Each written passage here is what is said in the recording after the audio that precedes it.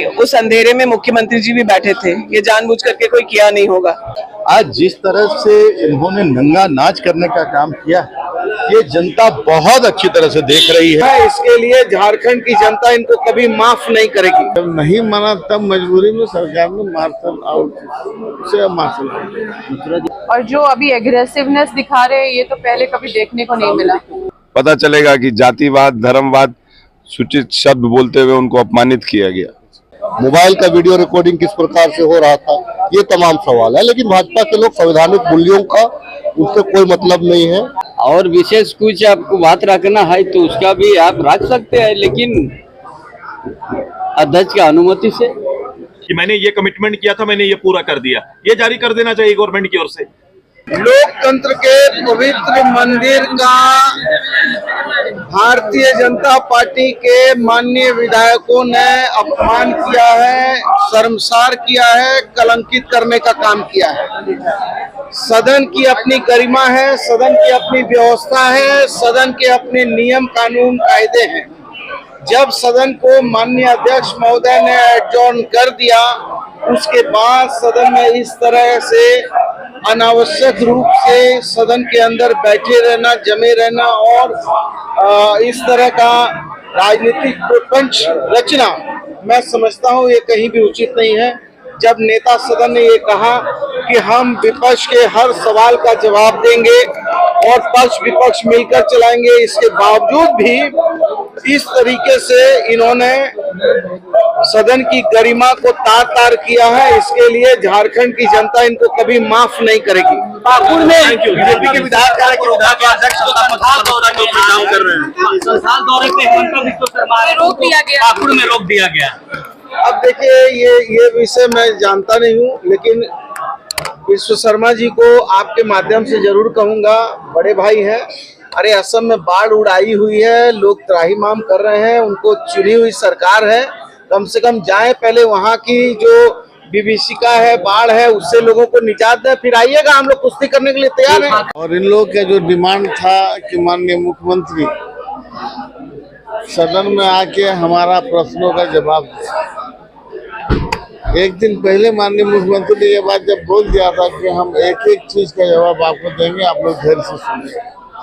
लेकिन कल जिस तरह से घटना उन्होंने किया कि झारखंड हाउस बंद होने के बाद जो हाउस से नहीं निकलेंगे, अंदर धारणा देंगे, ये प्रॉपर्टी गलत है, इसका हम लोग निंदा करेंगे।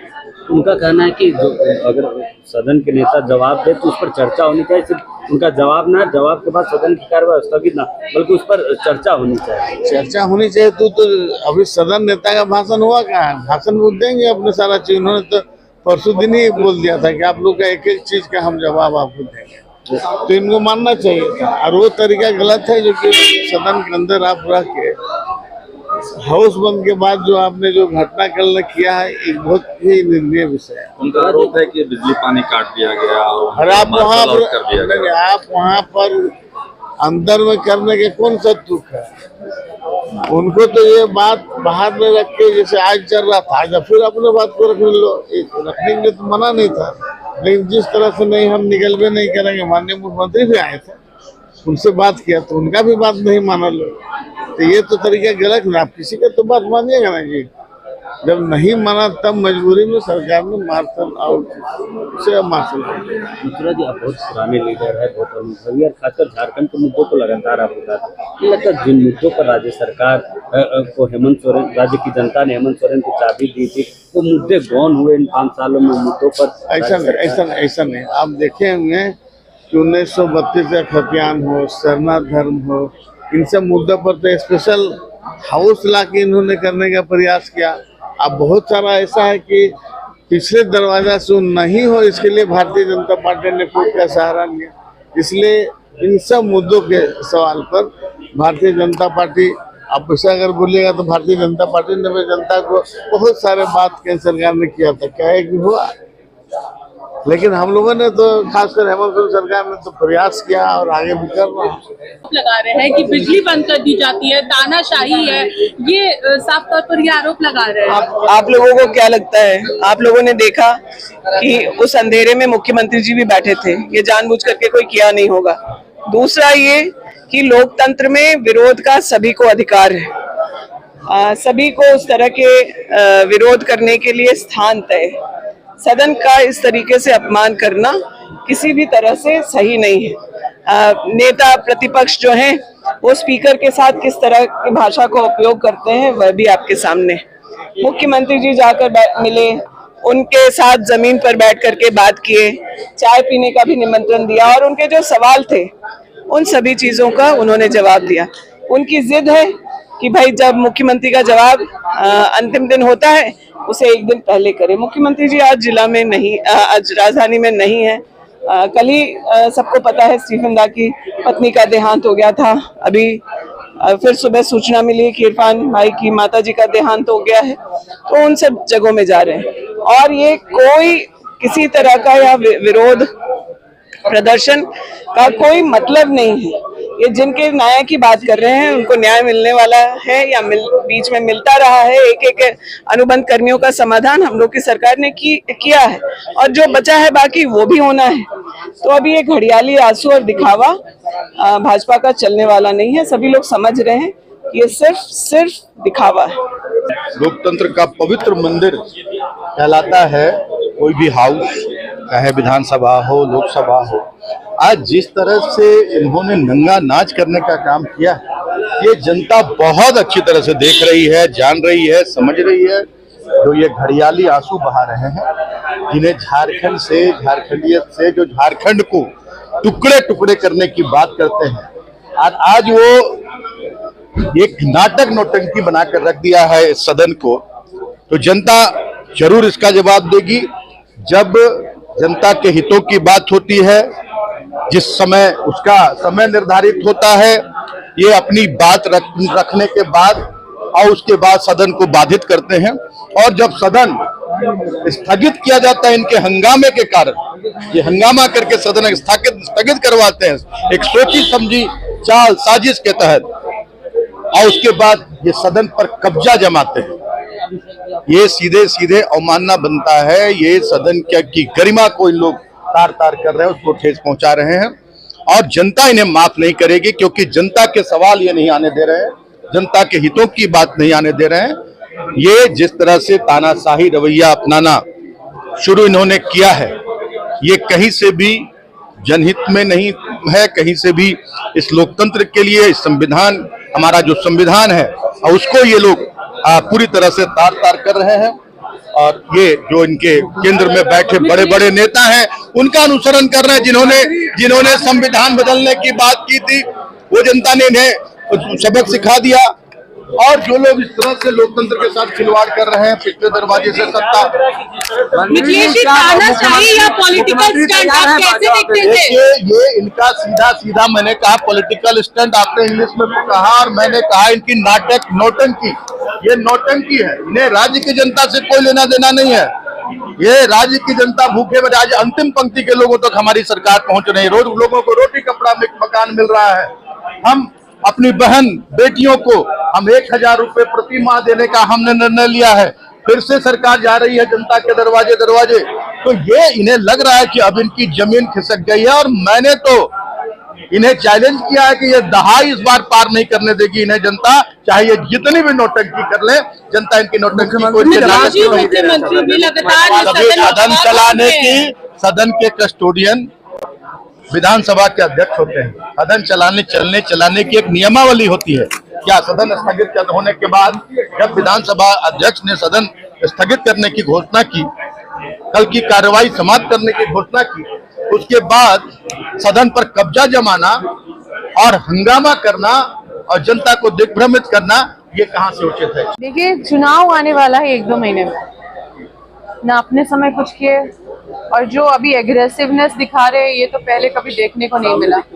ये कभी देखने को नहीं मिला इस तरह का कृत्य। और ये पूरी तरह से हम इसको मतलब एक राजनीतिक रूप से देखते हैं। जो ये पॉलिटिक्स करने का कोशिश कर रहे हैं गलत तरीके से, इसको हम, ये नेगेटिव पॉलिटिक्स है। क्योंकि ना ये खुद बात रखते हैं सदन में, ना हम लोगों को बात रखने देना चाहते हैं। हमेशा विरोध की राजनीति करना बहुत आसान है। आप चिल्लाते रहिए, इनसे पूछिए जेटेट क्यों नहीं करवा पाए अपने समय में, इनसे पूछिए कि आप जो आज मतलब स्टूडेंट के हितैषी बनते हैं, ये लोग स्टूडेंट के लिए अपने समय क्या किए थे।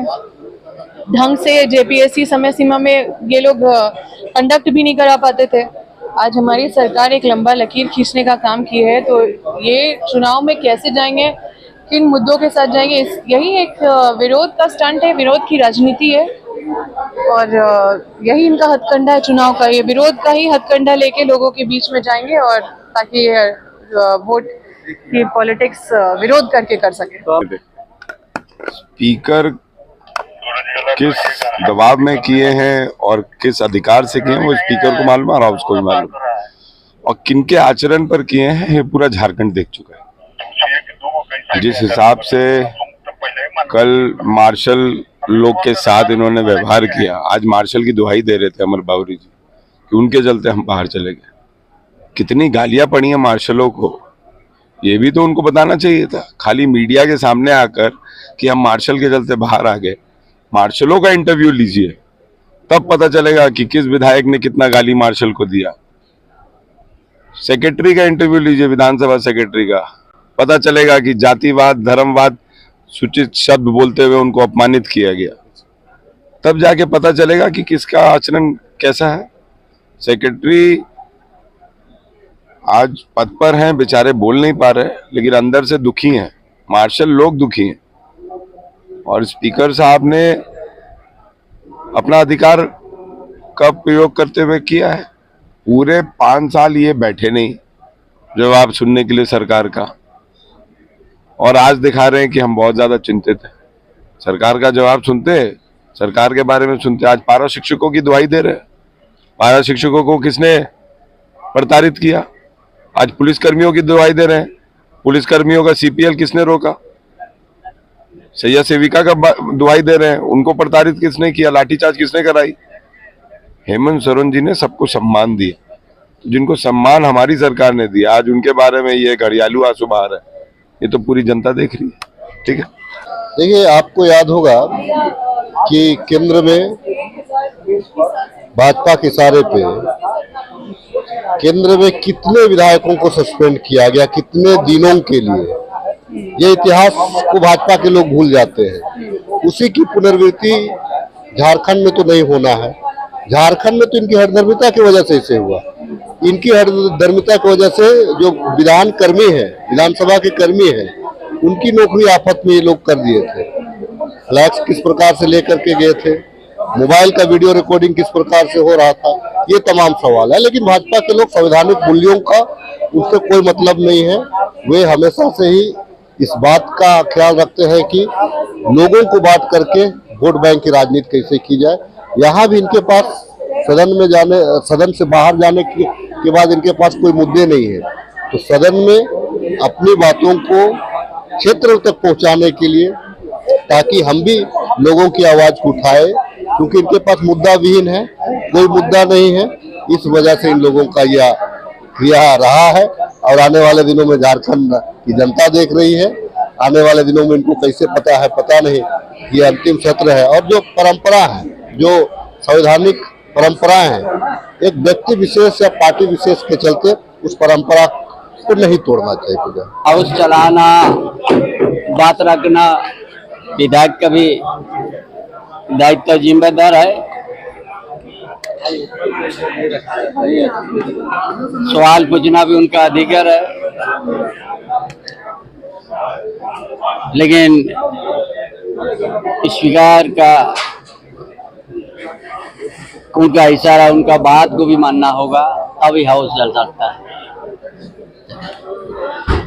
सरकार जवाब क्यों नहीं दे रही है जिस बात को? देखो, सब चीज का रूटीन बंधा हुआ है, कार्यसूची बना हुआ है। उस कार्यसूची के अनुसार ही न चलेगा।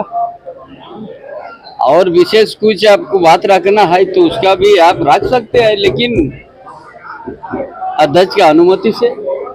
आज तक जो गतिविधियां यहाँ हाउस के अंदर हुई है, कि सरकार, हमारे विपक्ष की ओर से जो विषय रखा गया था कि राज्य सरकार अपने कमिटमेंट को पूरा नहीं की है। कोई भी मामला हो, चाहे नियुक्ति का मामला हो, सरकारी जो सेवक हैं उनको समान काम समान वेतन देने का सरकार का जो वायदा है, जितने भी इनके वायदे थे वो अंतिम, ये सदन का अंतिम सत्र चल रहा है, ये कार्यकाल का अंतिम सत्र चल रहा है, तो ये उम्मीद था कि सारी चीजें पूरी होंगी, और नहीं है तो अगर सरकार उसके बारे में क्या सोचती है, अपना पक्ष रखने का आग्रह किया था।